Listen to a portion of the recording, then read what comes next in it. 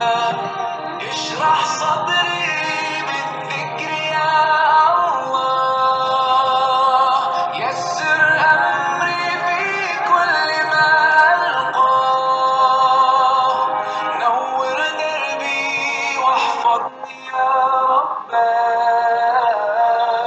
أنت أنيسي دوما يا الله سبحان الله والحمد لله. Bismillahirrahmanirrahim. Alhamdulillahirabbil alamin wassalatu wassalamu ala asyrafil anbiya'i wal mursalin wa ala alihi wa sahbihi wasallim. Alhamdulillah, setelah kita kemarin bahas tentang adab thalibul ilmi, kita mulai masuk sekarang pada adab yang pertama, yaitu tentang ikhlas. Silakan dibuka bukunya halaman 25. Awalan al-ikhlas. Awwalu ma yanbaghi li talibil ilmi an yatasallahu bihi wa yaj'alahu nasba ainaihi wal ikhlas lillahi subhanahu wa ta'ala fil qawli wal amal. Nah, pertama kali yang seharusnya bagi seorang penuntut ilmu untuk yatasallahu atau ayatasallaha bihi, ayatasallaha bihi, yaitu seorang thalibul ilmi seharusnya yatasallah, mempersenjatai dirinya dengan apa? Dengan hal tersebut, wa yaj'alahu nasba ainaihi, dan menjadikan hal itu nasba ainaihi, di depan matanya. Apa itu? Huwal ikhlas. Jadi ma di sini yang dimaksud adalah al-ikhlas lillahi subhanahu wa ta'ala fil qawli wal amal, baik itu dalam perkataan maupun perbuatan. Jadi maksudnya di sini adalah mu'allif mengatakan seharusnya bagi seorang thalibul ilmi agar mempersiapkan yatasallah, mempersiapkan senjatanya yang untuk digunakan dalam menuntut ilmu, yaitu yang pertama kali adalah ikhlas lillahi subhanahu wa ta'ala. Kemudian li'anna Allah la yaqbalu minal amal illa ma kana khalisan lahu subhanah, karena Allah subhanahu wa ta'ala tidak mengabulkan, tidak menerima sebuah amalan illa ma kana khalisan, kecuali amalan tersebut telah dilandasi dengan keikhlasan. Dalilnya apa? Firman Allah subhanahu wa ta'ala, wa ma umiru illa liya'budullaha mukhlishina lahuddin hunafa wa yuqimus salata wa yu'tuz zakata wa dzalika dinul qayyimah. Tidaklah mereka itu diperintahkan kecuali untuk beribadah kepada Allah dengan ikhlas. Kemudian mu'allif melanjutkan, fa idza ma akhlasa talibul ilmi lillahi subhanahu nalal ajrul azim.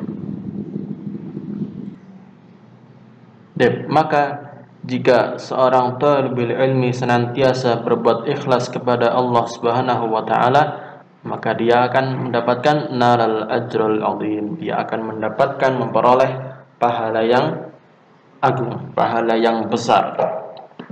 Wa burika lahu fi sa'yihi, dan dia diberkahi fi sa'yihi, dalam setiap usahanya.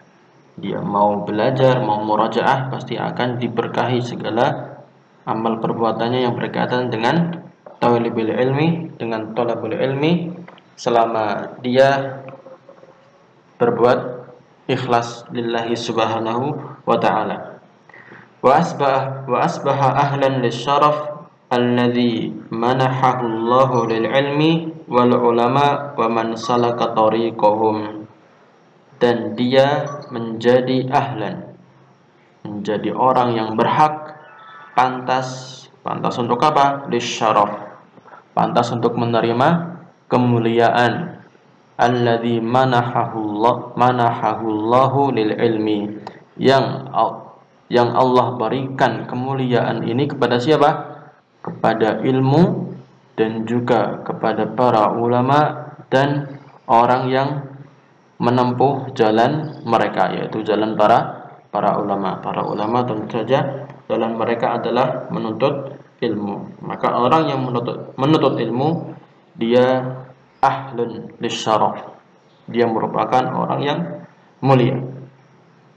Wa amma idza fukidal ikhlas wa syabathu syawaibur riya wa asbahal qasdu min talabil ilmi wal mubahatu was sum'atu wa nailul makanah war riyasah bainan nas.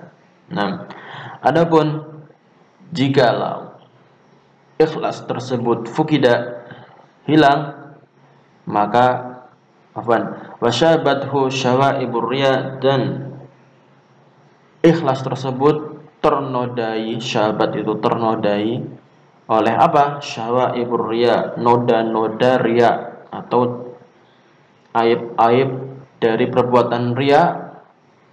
Kemudian wa asbahal qasdu min talabil ilmi, tujuan dari menuntut ilmu tersebut menjadi al-mubahah, tujuannya bukan lagi untuk ikhlas dan tujuannya adalah untuk mubahah, yaitu untuk membanggakan diri, wasum'ah, agar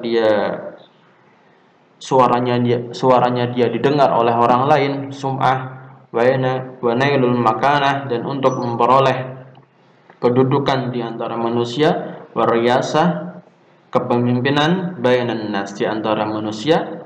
Nah, kalau tujuannya untuk seperti itu, maka fa inna hadzal ilm hujjatun ala sahibihi yaumal qiyamah, maka ilmu ini akan menuntut pada pemiliknya pada hari kiamat kelak. Wala yanalu fil akhirah nasiban wala ajran, dan orang tersebut tidak akan mendapatkan di akhirat nanti nasib, bagian pahala dari menuntut ilmu itu, wala ajrun, dan ganjaran. Nanti jika ada seorang penuntut ilmu, dia tidak ikhlas, malah dia berbuat riya, atau tujuannya berubah, yang tadinya dia ikhlas lillahi ta'ala tapi kemudian tujuannya melenceng untuk mubahah, membangga-banggakan diri, disebut sebagai ustadz, kiai, dan sebagainya, atau agar suaranya didengar, sum'ah, atau dia untuk memperoleh kedudukan di mata masyarakat, maka ilmu tersebut akan menuntut dia pada hari kiamat kelak. Menuntut apa? Menuntut harusnya ilmu tersebut diambil untuk dimanfaatkan, untuk dia diamalkan dan didakwahkan kepada manusia, malah untuk berbangga-bangga dengan ilmu tersebut. Maka Allah Subhanahu wa taala berfirman, "Man kana yuridu harsal akhirah nazid lahu fi harsih, wa man kana yuridu harsad dunya nu'tihi minha wa ma lahu fil akhirati min nasib."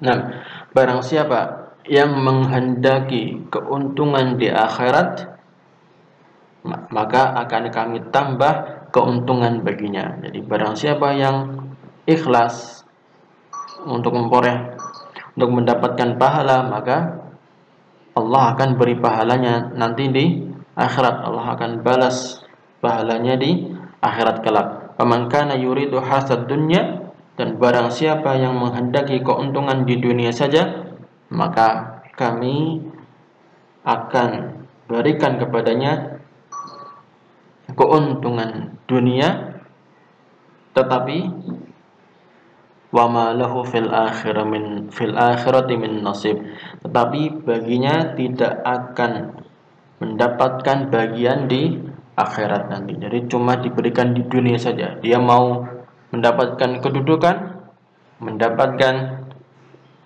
kebanggaan ya sudah dia dapatkan di dunia, tapi di akhirat dia tidak akan mendapatkan bau wanginya surga, apalagi memasuki surga Allah Subhanahu wa taala.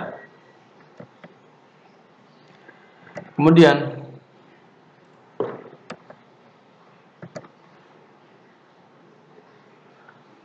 falladhi yaksudu bi'amalihi lal mukasab ad-dunyawiyah wa irda'an nas wa ta'ali alaihim falyakhud ajrahu ala amalihi mimman ja'alahum maqsadahu wa hadafahu. Maka orang yang melakukan amalan tujuannya untuk nailal mukasab, untuk memperoleh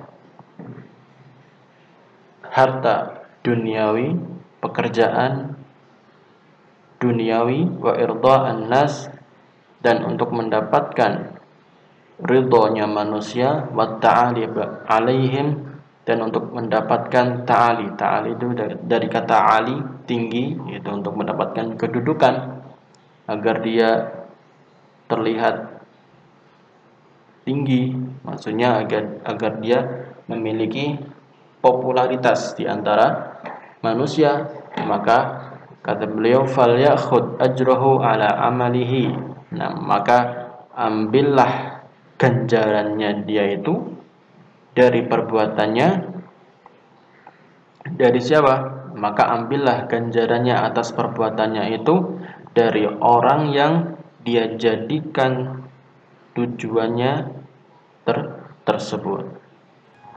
Maksudnya adalah ambillah ganjaranmu itu atas amalanmu dari siapa? Dari orang yang kau jadikan sebagai tujuanmu. Jadi misalnya seorang menuntut ilmu agar untuk terlihat sebagai atau dikatakan sebagai ustadz atau sebagai orang yang berilmu, maka ya sudah, kau sudah mendapatkan tujuanmu itu di dunia, kau dipanggil sebagai ustadz karena sudah ilmunya banyak. Kalau sudah seperti itu ya sudah, tidak mendapatkan bagian di akhirat nanti. Maksud, tujuan, hadaf juga artinya sama, tujuan. Nah, kemudian Rasulullah SAW juga telah menjelaskan bahwasanya anna qabulal a'mal as-salihah mutawaqqifun 'alan niyyah wal ikhlas fil qasdi. Jadi terkabulnya amalan soleh itu mutawaqqifun, tergantung pada niat dan ikhlas dalam tujuannya, dalam niatnya. Diriwayatkan dari Imam Bukhari dan Imam Muslim dari sahabat Umar bin Khattab radhiyallahu anhu, beliau mengatakan, sami'tu Rasulullah sallallahu alaihi wasallam yaqul innamal a'malu binniyat. Sesungguhnya amalan itu tergantung dengan niatnya. Wa innamal likulli imri'in ma nawa.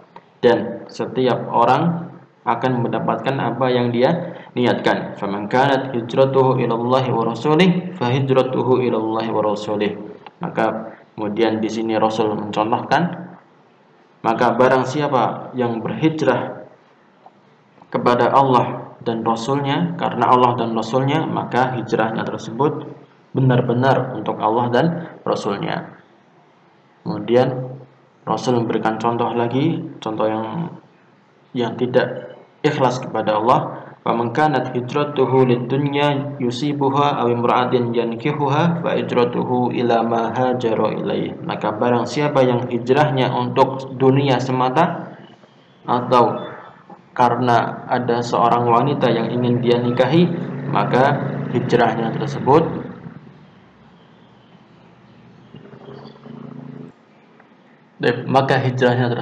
kepada apa yang ia tuju. Jadi apa yang dia niatkan untuk hijrah tersebut ya sesuai dengan apa yang dia niatkan.